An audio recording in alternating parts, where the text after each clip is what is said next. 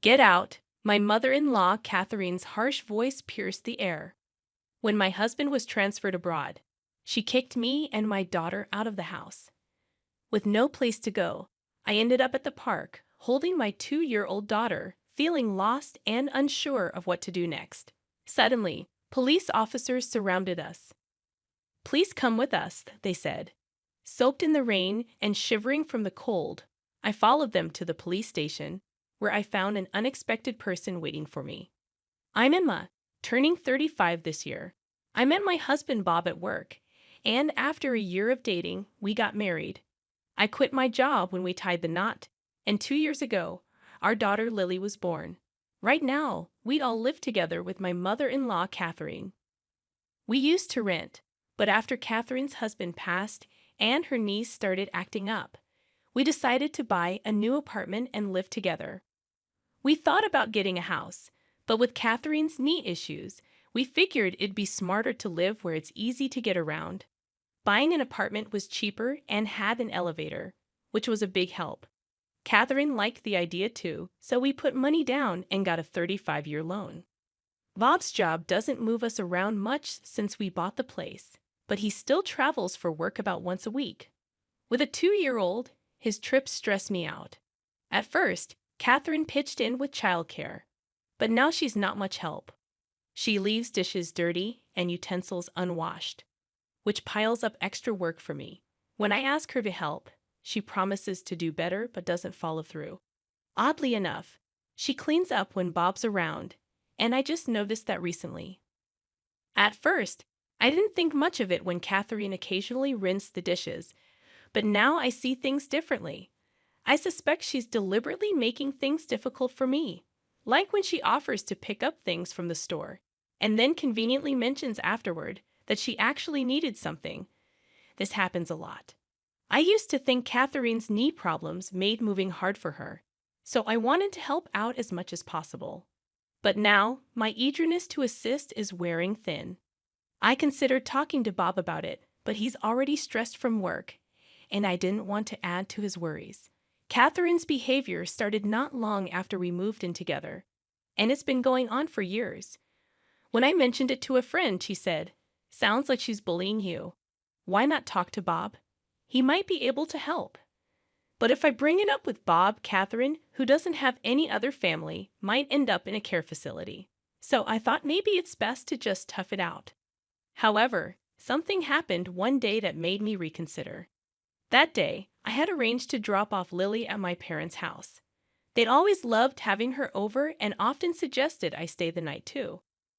But I always worried about leaving Catherine alone. After a quick chat with my parents, I headed back to our apartment where Catherine was waiting. But when I got there, I realized I had forgotten the keys. At first, I panicked a bit, but then I remembered Catherine was home. I tried buzzing her through the intercom, but there was no answer. I waited outside, thinking she might have gone out, but she didn't return. As it got darker, I decided to follow another resident into the building. I was sure Catherine wouldn't be out so late, but when I buzzed our apartment again, there was still no response. I waited a while longer, but still nothing. Finally, I heard a faint sound from inside, confirming Catherine was home. I kept buzzing the intercom, but she wouldn't answer. Feeling defeated, I booked a room at a nearby motel for the night, planning to sort things out when Bob got back from his trip. I got locked out. I explained to Bob when he asked what happened. He was understandably upset, but Catherine just brushed it off, blaming her hearing and joking about getting old. Relieved to be back inside, I grabbed my keys and went to pick up Lily from my parents' house. They offered their support, saying I could always come back if things got too tough. Their comforting words brought tears to my eyes, but I quickly composed myself before heading home with Lily. For a while, things seemed okay with Catherine. Then, unexpectedly, Bob's international transfer was confirmed. A permanent move, not just a business trip. We just bought a place, and now this international assignment. What should we do? Bob asked me. I hesitated, considering the stress it might bring to Lily, but ultimately decided it was best for us to stay in the U.S. Soon after, Bob had to leave for Europe. Although he was concerned, work kept him occupied, leaving me, Lily, and Catherine to navigate life together. Living with Catherine took a turn for the worse once Bob left for Europe, just as I expected. Her attitude shifted drastically. On a stormy day, when it was unsafe to go outside, Catherine blindsided me with a shocking request. "Now that Bob's away, wouldn't it be best if you and Lily found somewhere else to live?" she said bluntly. "Excuse me? What are you saying?" I couldn't believe what I was hearing. "I'd prefer to have the place to myself. I can't relax with strangers around. So if you could leave as soon as possible, that would be great," she replied, showing no remorse. I was stunned by Catherine's nerve. Despite not being blood-related, I had always treated her like family, doing my best to make our living situation comfortable. But to her, it seemed we were just unwanted guests. As I contemplated packing up and returning to my parents' house, Catherine's next words cut deep. "Why are you still here? Just leave already," she demanded, showing no mercy. Before I knew it, Lily and I were standing outside our own home, dressed only for indoors, as Catherine slammed the door shut behind us. No matter how hard I knocked, she refused to open it. Lost and stranded, I took Lily to a nearby park for shelter from the pouring rain. Without my wallet or phone, which were inside the house, I felt utterly helpless, unsure of our next move. Exhausted and freezing, I tried to keep us warm as we huddled together. With nightfall approaching and the cold setting in, I feared we might fall ill. Desperate for help, I considered the long walk to my parents' house, despite the distance. As I weighed our options, I noticed two faint lights in the distance. Squinting through the rain, I realized they were police officers approaching.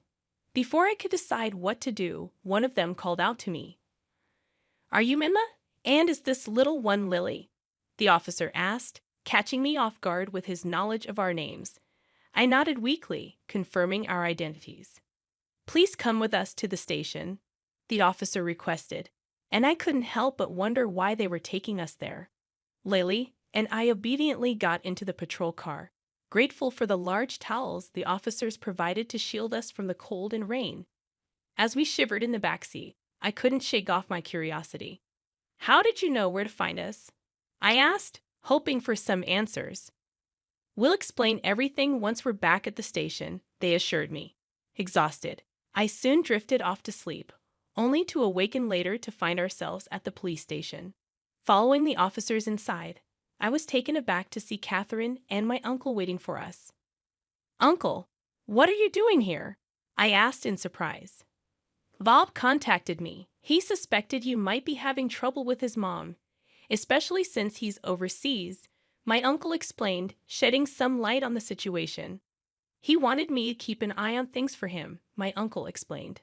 Apparently, Bob had discussed this issue with him before, expressing his concern about not being able to be there himself while he was overseas.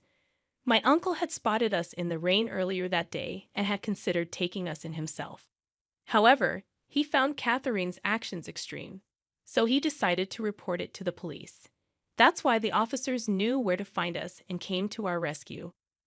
Catherine had also been summoned to the police station, where she sat glaring at me, seemingly unaware of the reason for her presence. "Why do I have to be here?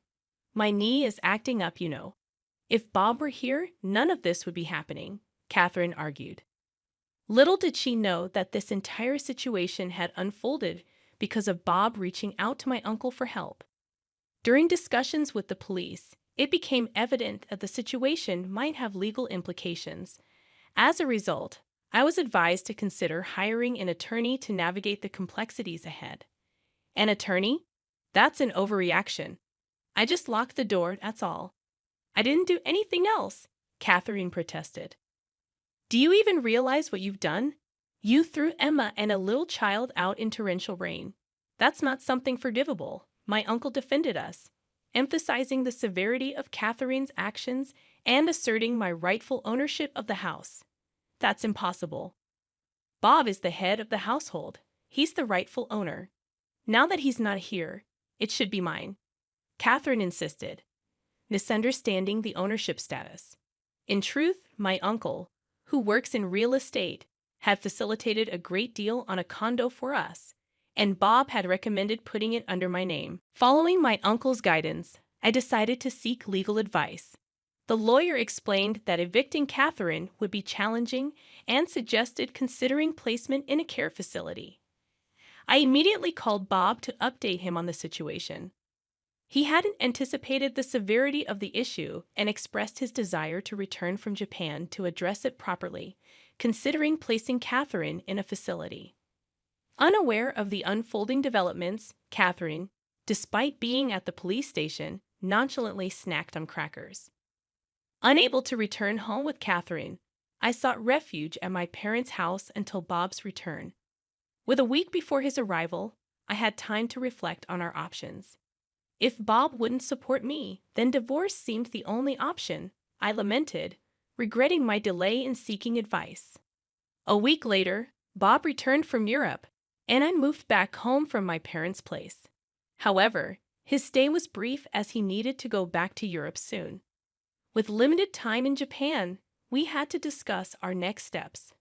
I heard some things from Emma's uncle. Is all of that true? Bob inquired as soon as we were together. Catherine adamantly denied any wrongdoing, insisting it was all lies and accusing me of plotting against her. Surprisingly, Bob seemed inclined to consider Catherine's perspective. Do you have any evidence to prove Emma's plotting something? Bob asked, seeking clarity. Evidence? Of course not. Emma, do you have any evidence? I admitted I hadn't been able to keep track of things due to my busy work schedule. Uncertain of whom to believe, I handed Bob a voice recorder I had with me. What's this? Bob questioned as I handed it to him. I explained that it contained recordings of Catherine's harsh words and her eviction of me from the house. As Bob listened to the recordings, he heard Catherine's disparaging remarks about me, questioning why he even married me. Catherine quickly began to defend herself upon hearing the playback. This is taken out of context. Everyone has their moments, right? I was just frustrated at that time. But it was just this once. Catherine attempted to downplay her actions, but the voice recorder played a relentless stream of verbal abuse, revealing countless instances of mistreatment, some not even captured on the device. Bob's hand trembled with tension and anger as he held the recorder, while Catherine appeared guilt-ridden. Mom, what is this about? Bob demanded an explanation, but Catherine remained silent. If you won't answer, then I can only assume this is all true. If so, I need to prioritize Emma and Lily's safety. You understand that, right? Bob's anger was palpable, a side of him I had never seen before. Catherine, seemingly realizing the severity of the situation, cowered in fear, unable to respond. In the ensuing discussions before Bob's return to Europe, I made it clear that I could no longer live with Catherine, especially with Lily in the picture. Bob seemed to agree, leaning towards the idea of placing Catherine in a care facility. However, Catherine vehemently opposed the suggestion, complicating matters further. Regardless, I decided to sell the house, so you can't stay here anymore. If you don't want to go to the facility, you'll need to find another place, Bob announced firmly. How dare you decide this on your own? I won't allow you to sell the house. Catherine protested vehemently, but the decision was made. Lily and I had already chosen to move to Europe, as Bob regretted not being more present for his family and was determined to make amends moving forward. Although I had reservations about moving abroad, knowing that Bob would be with us provided some comfort. Plus, I thought it would be beneficial for Lily, who was only 2, to immerse herself in a new environment and practice her communication skills in Europe. Therefore, selling the condo, which still had a mortgage, was the only viable option. Leaving it as it was would burden Catherine with the mortgage payments, which she couldn't afford on her fixed income. Considering her future prospects, it was essential for someone to be available to support her. Despite our best efforts, Catherine refused to move into a care facility voluntarily, so we had no choice but to arrange for her admission forcibly. I'm sorry, but I have to head back to Europe. Could you take care of any necessary procedures here? Bob asked before departing. With assistance from friends and family, I managed to complete the process of admitting Catherine into the facility. The staff there kept me informed about her condition, but it seemed she was struggling. While it would be understandable if she were simply feeling down, she was reportedly making things difficult for the staff and other residents. Before leaving for Europe, I visited Catherine to check on her well-being. However, she lashed out at me, accusing me of imprisoning her in the facility. She also vented her frustrations to the staff, criticizing the food, accommodations, and other residents. Despite apologizing to the staff for her behavior, they reassured me, saying they were accustomed to handling such situations. Despite the challenges and the mistreatment I had endured from Catherine during our time living together, I couldn't help but feel anxious as I embarked on my journey to Europe. Upon arriving in Paris, Bob greeted me at the airport, and we made our way to the apartment we had rented. While they say rents in Paris are steep compared to Texas, Bob's company provides a housing allowance, which allowed us to find a spacious and affordable place.